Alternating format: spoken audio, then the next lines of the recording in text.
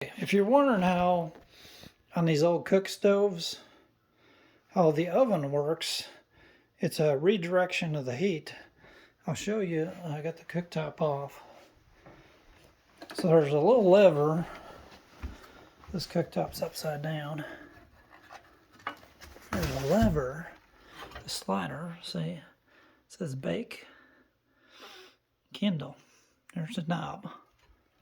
And that's attached to this baffle here. It rides in this track. So slide back and forth. And that baffle will cover this hole right here when you're in bake mode. So your firebox is right here.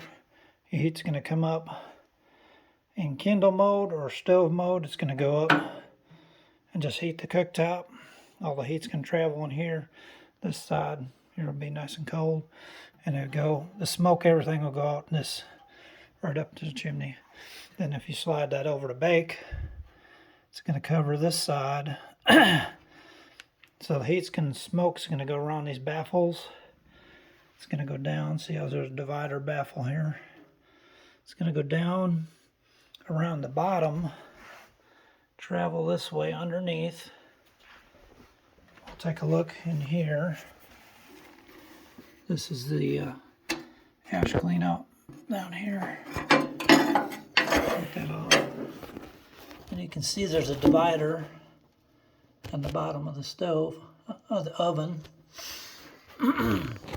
So that heat's traveling towards you right now. It's traveling this way. Then it travels to the right, to the left.